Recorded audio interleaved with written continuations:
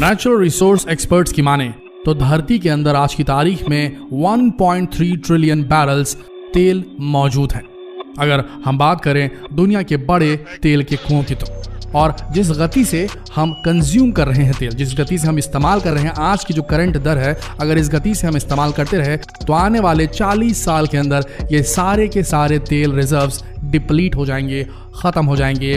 धरती के नीचे कोई भी पेट्रोल, डीजल कुछ भी नहीं बचेगा। देखिए, हमारी दुनिया पेट्रोल और डीजल पर ही निर्भर है। कम से कम आज की तारीख में सब्जी, भाजी, तेल इत्यादि जितनी भी चीजें हैं, उन सभी चीजों को बड़े बड़े ट्रकों में लोड करके एक राज्य से दूसरे राज्य भेजा और लाया जाता है।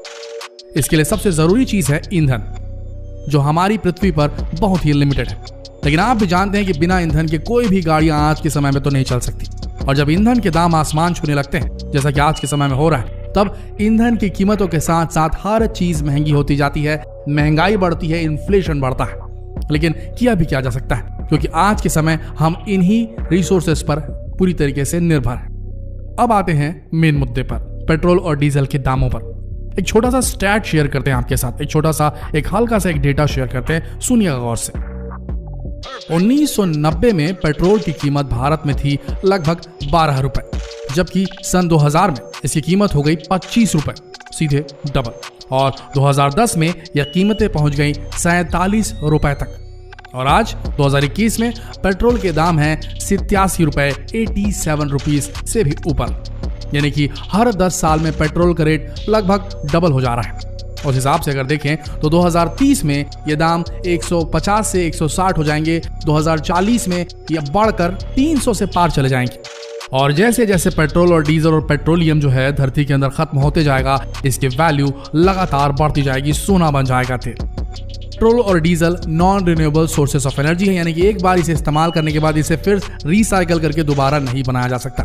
और यही वजह है कि डिमांड ज्यादा होने की वजह से और सप्लाई कम होने की वजह से इनके दाम लगातार बढ़ते जा रहे हैं और बढ़ते रहेंगे। पेट्रोल और डीजल महंगा होने का एक और भी कारण है, और वो है इनकी मैन्युफैक्चरिंग। कैसे बनता है पेट्रोल और डीजल? ऐसा नहीं है कि पेट्रोल और डीजल सीधे जमीन से खोद कर निकाल लिया जाता है। यह अपने प्योर फॉर्म में नहीं होता, बल्कि जमीन से पेट्रोलियम निकलता है। पेट्रोल हमें काले और गाढ़े तरल पदार्थ से मिलता है, जिसे पेट्रोलियम कहा जाता है। पेट्रोलियम लैटिन भाषा का शब्द है, जिसका अर्थ है चट्टानों से निकलने वाला तेल। पेट्रोलियम जमीन के अंदर से निकाला जाता है। पेट्रोलियम के कुएं होते हैं, जिनमें से कच्चा तेल यानी कि क्रूड ऑयल निकाला जाता है। इस तेल में पेट्रोल, नेफ्थ, केरोसिन, डीजल, मोम, पिच आदि चीजें होते हैं। कच्चे तेल को साफ करने के लिए कारखानों में लाया जाता है। इन कारखानों को पेट्रोल रिफाइनरीज कहा जाता है। कहते हैं कच्चे तेल को बड़े बड़े बेलनाकार बर्तनों में डालकर गर्म किया जाता है। अलग अलग तापमान पर कच्चे तेल में उपस्थित चीजें अलग अलग पाइपों द्वारा निकाल ली जाती है। इस प्रकार पेट्रोलियम का एक हिस्सा पेट्रोल के रूप में प्राप्त होता है। पेट्रोल और डीजल की मैन्युफैक्चरिंग डिस्टिलेशन के तरीके से हासिल की जाती है। ये इनकी कीमत पर बहुत बड़ा असर डालती है। आपको बता दें एक इंपॉर्टेंट बात कि देखा जाए तो डीजल और पेट्रोल के दाम फिक्स नहीं होते। हर कंट्री में इनके रेट्स डिफर करते हैं, बदलते रहते हैं। जैसे भारत में आज की तारीख में 87 रुपए है, तो हो सकता है दुबई और सऊदी अरब में इसका कीमत सिर्फ 10 रुपए ही हो, क्योंकि जिस देश में क्रूड ऑयल यानी कि कच्चे तेल के कुएं हैं, जहां से पेट्रोलियम निकाला जा सकता है, उन देशों में पेट्रोल की कीमत कौड़ियों के दाम पर होती है। और जिन देशों में कच्चा तेल नहीं पाया जाता, उन देशों को दूसरे देशों से कच्चा तेल, क्रूड ऑयल इंपोर्ट करना पड़ता है। उसके बाद रिफाइनरी डिस्टिलेशन, इसका प्राइस देना पड़ता है, जिसकी वजह से पेट्रोल और डीजल की कीमतें बढ़ जाती हैं उन देशों के लिए। सबसे बड़ी बात यह है कि आखिर पेट्रोलियम यानी कि जिसे हम कच्चा तेल कहते हैं, क्रूड ऑयल कहते हैं, वो आता कहां से? आज से कई हजार साल पहले जब पृथ्वी पर विनाश हुआ था, तब कई पेड़ पौधे और कई जानवर इस धरती के अंदर समा गए थे। इसके बाद कई हजारों साल तक वो धरती के अंदर ही दबे रहे, और जब वो पूरी तरीके से डीकंपोज हो गए तो उनसे कच्चा तेल बना। एक बड़ा ही दिलचस्प विषय है। हजारों लाखों साल पहले पौधे और जानवर जमीन के अंदर पृथ्वी की उथल पुथल के कारण दब गए। अत्यंत दबाव और गर्मी के कारण ये मृत पौधे और जानवर पेट्रोलियम में बदल गए। मनुष्य ने समुद्र के अंदर पेट्रोलियम के ऐसे भंडारों का पता लगाया और समुद्र की चट्टानों से इस काले तरल पदार्थ को निकालना शुरू किया। अब ऐसा नहीं है कि इस पृथ्वी पर कच्चा तेल कहीं पर भी मिल जाता है। सिर्फ कुछ जगहें ऐसी हैं हमारी इस पृथ्वी पर जहां पर कच्चा तेल पाया जाता है, और इस कच्चे तेल की वजह से ही पेट्रोल, डीजल, केरोसिन, मोम और इस तरह की कई चीजें बनाई जाती है। देखा जाए तो कच्चा तेल जमीन और समुद्र दोनों के अंदर ही पाया जाता है, और समुद्र से कच्चा तेल निकालने के लिए समुद्र के ऊपर एक फ्लोटिंग रिफाइनरी बनाई जाती है। जब इस रिफाइनरी को किसी एक जगह पर कच्चे तेल का भंडार मिल जाता है, तब उस तैरती हुई रिफाइनरी को आसपास की चट्टानी पत्थरों से मजबूती से बांध दिया जाता है ताकि वो इधर उधर ना हिले। इसके बाद समुद्र के अंदर ड्रिलिंग की जाती है। ये बिल्कुल ऐसा ही प्रोसेस है जैसे आप अपने घरों में बोरिंग करवाते हैं, लेकिन इसकी गहराई कई हजार फीट तक होती है। इसे तब तक ड्रिल किया जाता है जब तक कच्चा तेल नहीं मिल जाता। जैसे ही कच्चे तेल का भंडार मिल जाता है, उसके बाद पाइप और पंप की मदद से उसे उस तैरती हुई रिफाइनरी में पहुंचा दिया जाता है। वैसे आपको बता दें, समुद्र में सिर्फ कुछ ही ऐसी जगह हैं जहां पर तैरती हुई रिफाइनरीज मौजूद है। इसके अलावा आप जो समुद्र में तैरते हुए बड़े बड़े प्लांट देखते हैं, इनमें से ज्यादातर प्लांट सिर्फ कच्चा तेल निकालने का काम करते हैं। समुद्र के अलावा इस दुनिया में ऐसी कई जगहें हैं जहां पर कच्चे तेल के भंडार मौजूद हैं और यहाँ पर भी ड्रिलिंग करके कच्चे तेल को निकाला जाता है। जब कच्चा तेल पूरी तरीके से निकल जाता है, इसके बाद इसे बड़ी बड़ी रिफाइनरीज में भेजा जाता है जहां पर कच्चे तेल का डिस्टिलेशन प्रोसेस शुरू होता है और इसी डिस्टिलेशन प्रोसेस की मदद से पेट्रोल, डीजल, केरोसिन, मोम इस तरह की चीजें बाहर निकल कर आती।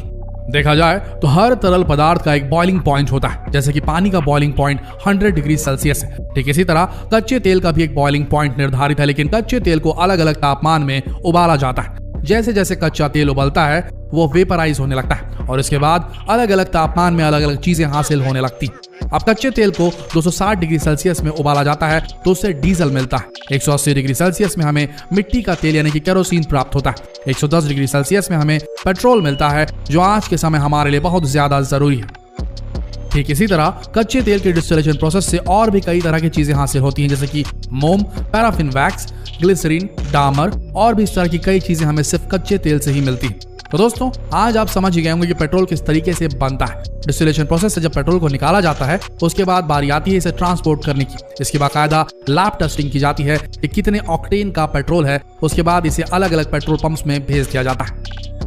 जितने ज्यादा ऑक्टेन का पेट्रोल होता है, उतनी ज्यादा एनर्जी और इफिशियंसी उस पेट्रोल से मिलती है। पेट्रोल और डीजल की कीमतों में दुनिया भर के देश की सरकारें अलग अलग टैक्स स्ट्रक्चर पर काम करती हैं, जिसकी वजह से इनके दाम कई गुना बढ़ जाते हैं। जितना टैक्स एक सरकार लगाती है, उतना ज्यादा टैक्स अधिभार के रूप में बढ़ जाता है उन देशों की पेट्रोल और डीजल की कीमतों पर।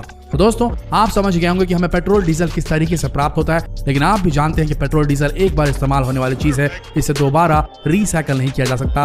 और आने वाले समय में जैसे जैसे इसकी सप्लाई कम होती जाएगी, पेट्रोल डीजल के दाम लगातार बढ़ते जाएंगे। देखा जाए तो एक ही विकल्प है इसका, अगर हम non renewable sources of energy से renewable sources of energy, green source of energy तक पहुंच जाए, सोलर एनर्जी इस्तेमाल करें, इलेक्ट्रिक व्हीकल्स इस्तेमाल करने लगे, तो ही ये संभव है कि हम पेट्रोल और डीजल पर अपनी डिपेंडेंसी, अपनी निर्भरता को कम कर पाएंगे और इससे पोल्यूशन भी कम होगा और दाम भी कम हो जाएंगे ट्रांसपोर्टेशन के। पर वो वक्त कब आएगा ये हम कह नहीं सकते। हाँ, टेस्ला जैसी कंपनी को और उनकी इलेक्ट्रिक कार जैसी कंपनी को देखकर ऐसा लगता है। उन्होंने जो बैटरी बनाई है, जो बैटरी टेक्नोलॉजी उन्होंने डेवलप की है, सोलर जो रूफ से वो बना रहे हैं, उनको देखकर ऐसा लगता है कि वो समय दूर नहीं, शायद एक डेकेड, एक दशक या 1.5 दशक लगेगा और हम सब ग्रीन सोर्स ऑफ एनर्जी की तरफ शिफ्ट हो जाएंगे। और अगर ऐसा हुआ दोस्तों, तो चीजों की महंगाई कम होने लगेगी, क्योंकि हमारी निर्भरता फॉसिल फ्यूल्स पर कम हो जाएगी। हमारा एक छोटा सा संदेश है उन भाइयों के लिए, उन बहनों के लिए जो अपनी तेज रफ्तार बाइक्स में जोरदार स्पीड रेसिंग करके पेट्रोल और डीजल जलाते हैं। अगर वो थोड़ा सा अपने आप पे कंट्रोल रखें तो पोल्यूशन भी कम होगा और डीजल पेट्रोल का डिप्लीशन भी धीरे धीरे रुक सकेगा इससे। आशा करते हैं वीडियो आप सबको सही जानकारी देने में कामयाब हुआ होगा। अगर हुआ तो इस वीडियो को अपने तक सीमित न रखें, इस वीडियो को शेयर करें फेसबुक, व्हाट्सएप और यूट्यूब पर। मिलते हैं अगले वीडियो में, तब तक के लिए इस वीडियो के अंत तक बने रहने के लिए आप सबका दिल से धन्यवाद।